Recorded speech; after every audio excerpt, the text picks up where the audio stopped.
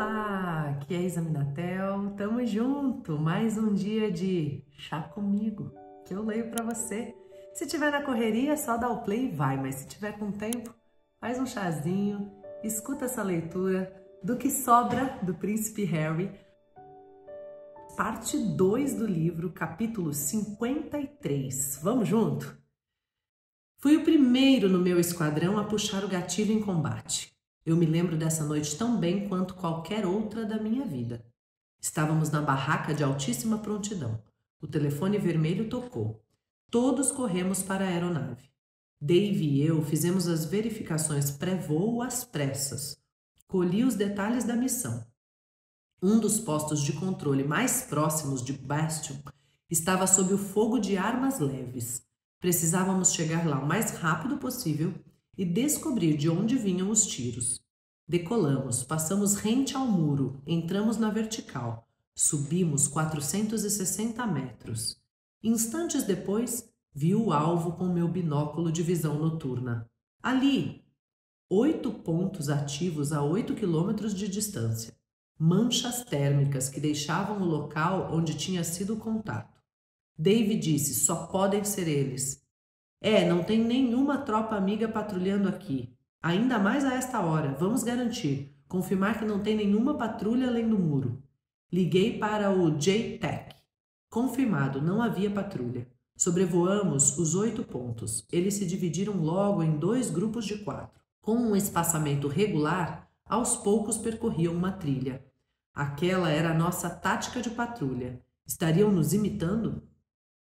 Depois, montaram em ciclomotores, alguns em pares, outros individualmente. Avisei ao controle que enxergávamos todos os 8 alvos. Pedi autorização, permissão para disparar. A permissão era necessária antes da ação, sempre, a não ser em caso de legítima defesa ou de risco iminente. Debaixo do meu assento havia um canhão de 30 milímetros, além de 2 Hellfires, 50 quilos de mísseis dirigidos que poderiam ser munidos de diferentes tipos de ogivas, uma das quais era excelente para eliminar alvos de grande interesse. Além dos Hellfires, tínhamos alguns foguetes não guiados ar-solo, que no nosso Apache eram do tipo flechete. Para disparar o flechete, era necessário inclinar o helicóptero em um ângulo preciso. Só então os projéteis saíam voando feito uma nuvem de dardos. Era isso que os flechetes eram, na verdade. Uma explosão letal de 80 dardos de 13 centímetros de tungstênio. Eu me lembrei de ter ouvido em Gamsir que nossas tropas tiveram que catar os pedaços dos talibãs das árvores depois do impacto direto de um flechete. Ai, que horror, gente! Dave e eu estávamos prontos para disparar aqueles flechetes, mas ainda não tínhamos recebido permissão. Esperamos. E esperamos mais um pouco, e vimos os talibãs correrem em direções diferentes. Eu disse a Dave, se eu descobrir que um desses caras feriu ou matou um dos nossos depois de deixarmos eles escaparem... Acompanhamos 2 motos, seguimos ambas por uma estrada sinuosa. Elas se separaram. Escolhemos uma, fomos atrás dela. Por fim, o controle nos deu um retorno. As pessoas que vocês estão seguindo, qual é o status delas? Balancei a cabeça e pensei, a maioria escapou porque vocês demoraram demais. Eu disse, eles se dividiram e estamos só com uma moto. Permissão para disparar. Dave falou para usarmos o Hellfire. Usá-lo me deixava nervoso, no entanto. Preferi usar o canhão de 30 milímetros. Foi um erro. Acertei a moto. Um homem foi abatido, supostamente morto, mas o outro saltou e correu para dentro de um prédio. Demos voltas, chamamos as tropas terrestres. Você tinha razão, eu disse a Dave. Devia ter usado a Hellfire. Não esquenta, ele disse, foi sua primeira vez, muito depois de voltarmos à base. Já tinha entrado em combate, já tinha matado, mas esse havia sido meu contato mais direto com o inimigo, em toda a minha vida. As outras lutas me pareciam mais impessoais. Essa tinha sido olhos no alvo, dedo no gatilho, abrir fogo. Fiquei pensando em como me sentia. Traumatizado? Não. Triste? Não. Surpreso? Não. Preparado em todos os sentidos, cumprindo minha função. Eu me perguntei se estaria calejado, talvez dessensibilizado. Me perguntei se minha falta de reação não estaria ligada a uma ambivalência de longa data acerca da morte. Achava que não. Era mesmo uma questão matemática simples. Aquelas eram pessoas ruins fazendo coisas ruins com os nossos homens, fazendo coisas ruins ao mundo. Se aquele cara que eu tinha acabado de eliminar do campo de batalha ainda não tivesse matado soldados britânicos, em breve mataria.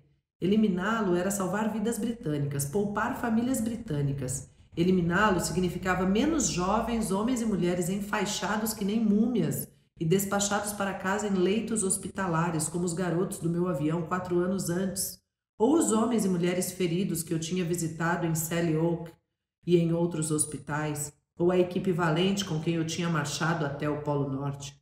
Portanto, minha principal reflexão naquele dia, minha única reflexão, foi de que eu gostaria que o controle tivesse nos respondido antes, tivesse nos dado permissão para abrir fogo antes, para acertarmos os outros 7. E no entanto, muito depois, falando do assunto com um amigo, ele me perguntou: contou para a sua sensação o fato de que os assassinos estavam de moto? O veículo preferido dos paparazzi mundo afora? Eu poderia dizer sinceramente que, enquanto perseguia um bando de motos, nenhuma partícula sequer de mim pensava nos bandos de motos que tinham perseguido uma Mercedes em um túnel de Paris? Ou nos bandos de motos que já tinham me perseguido milhares de vezes? Eu não soube dizer. Gente, embora eu tenha toda a admiração que eu tenho por ele, que vocês já sabem, essa coisa de conseguir matar e não sentir nada depois me assusta. Acho que também tem um pouco de fleumático, de não sentir em geral, que ele é. Mas também eu acho que quando se fala de guerra, rola uma lavagem cerebral, assim, que nós estamos fazendo a coisa boa, que eles são do mal, né? E eu acho que se sentir bem em tirar vidas é brincar de Deus. E eu acho isso muito perigoso. Eu acho que a gente está assumindo dívidas eternas, né? Dívidas em outro patamar, em outro nível. Eu acho muito perigoso. Então, é complexo, né? Você tem que adotar o paradigma de que a gente é do bem e eles são do mal, e você tem que acreditar que eles são do mal e sair matando. Ah, mas senão eles iam matar a gente. Mas daí eles que teriam a dívida eterna. Isso na minha crença, tá, gente? Isso na minha concepção. Eu hoje, com a fé que eu tenho, com as experiências que vivi, eu prefiro morrer a matar. Porque passei por muita coisa para chegar nessa conclusão, né? Hoje é essa conclusão que eu tenho. Porque o outro que me matar é que vai ter a dívida bem importante. Tá bom, o que você pensa sobre isso? Matar ou morrer, hein? O que você prefere? Capítulo 54. Um dos nossos drones vinha observando o treinamento dos combatentes talibãs. Ao contrário do que normalmente se supunha, o Talibã tinha bons equipamentos. Não à altura dos nossos, mas bons, eficazes, quando usados de forma correta. Então, volta e meia precisavam atualizar seus soldados. Faziam cursos frequentes no deserto com os instrutores, demonstrando como usar os mais novos apetrechos vindos da Rússia e do Irã. Era o que a aula captada pelos drones parecia ser. Uma aula de tiro. O telefone vermelho tocou. Largamos as canecas de café e os controles do PlayStation. Corremos para os Apaches. Voamos rumo ao norte a uma boa velocidade, a 8 metros de altitude. A noite começava a cair. Os controladores nos mandaram guardar distância a cerca de 8 quilômetros. No lusco-fusco mal víamos o alvo. Apenas sombras se movimentando. Bicicletas encostadas em uma parede. Aguardem, nos disseram. Demos voltas e mais voltas. Aguardem. Respirações ofegantes. Veio o sinal. A aula de tiro acabou. Pronto. Vai, vai, vai! O instrutor, alvo mais valioso, estava de moto, com um dos alunos na garupa. Rugimos na direção deles. Registramos seu deslocamento a 40 km por hora, com um deles segurando uma metralhadora PKM, com o cano ainda quente. Fiquei com o polegar em cima do cursor, de olho na tela, e esperei. Aí! Puxei um gatilho para apontar o laser e outro para disparar o míssil. O controle que eu tinha disparado era extremamente parecido com o controle de PlayStation que eu estava usando pouco antes. O míssil passou pertinho do pneu da moto. Foi um tiro exemplar, exatamente onde tinham me ensinado a mirar. Um pouco acima e poderia atirá-lo em cima da cabeça dele. Um pouco abaixo e só acertaria a terra e a areia, no alvo.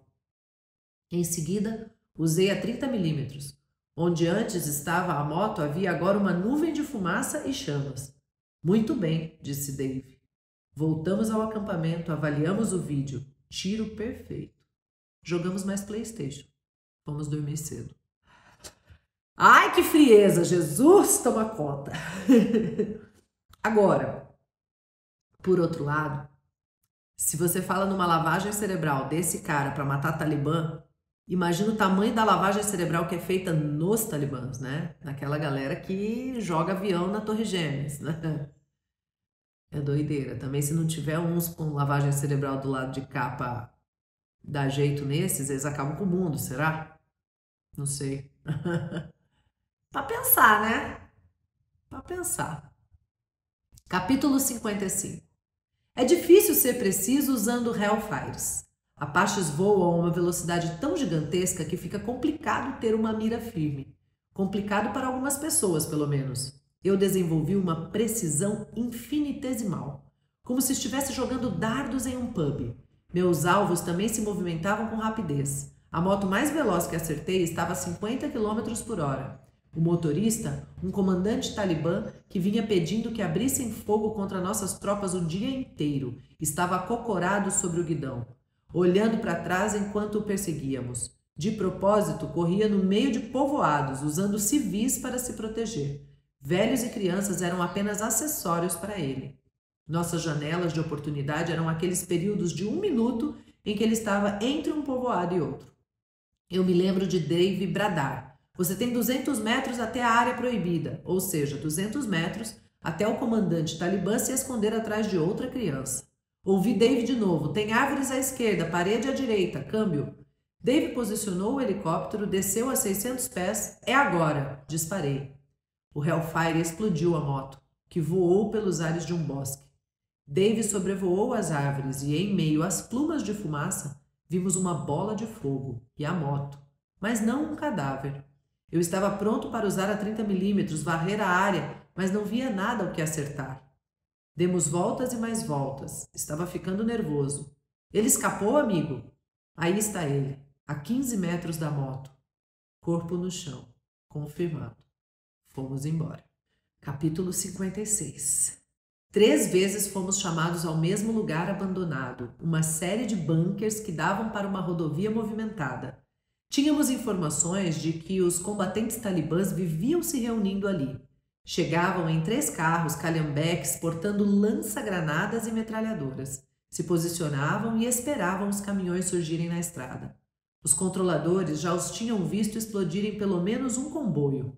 Às vezes havia meia dúzia de homens, às vezes 30. Talibã, claro como o dia. Mas voamos até lá 3 vezes para travar combate. E nas 3 não obtivemos permissão para disparar. Nunca soubemos o porquê. Dessa vez havíamos decidido que as coisas seriam diferentes. Chegamos lá rápido, vimos um caminhão na estrada, vimos os homens mirando, coisas ruins estavam prestes a acontecer. O caminhão está condenado, dissemos, a não ser que a gente faça alguma coisa. Pedimos permissão para travar combate, permissão negada. Pedimos de novo. Controle terrestre, pedimos permissão para combater alvo hostil. Fiquem de prontidão. Bum! Um enorme lampejo e uma explosão na estrada. Berramos nosso pedido de permissão. Fiquem de prontidão, aguardando permissão do comando terrestre. Entramos aos gritos, vimos o caminhão estraçalhado, vimos os homens entrarem nos calhambeques e subirem nas motos. Seguimos 2 motos, imploramos permissão para disparar. Agora pedíamos um tipo diferente de permissão. Não para interromper um ato, mas para lidar com um ato que tínhamos acabado de testemunhar. Esse tipo de permissão era chamado de 429 Alfa. Temos 429 Alfa para combate? Fiquem de prontidão. Continuamos no encalço das 2 motos por entre diversos povoados, enquanto nos engalfinhávamos com a burocracia da guerra. A relutância do alto comando de nos deixar fazer o que tínhamos sido treinados para fazer. Talvez nessa lida com a burocracia não fôssemos diferentes dos soldados de todas as guerras. Queríamos lutar, não entendíamos as questões maiores, a geopolítica subjacente, o quadro geral. Alguns comandantes diziam, em público e em particular, que receavam que cada talibã morto gerasse mais 3, portanto eram extremamente cautelosos.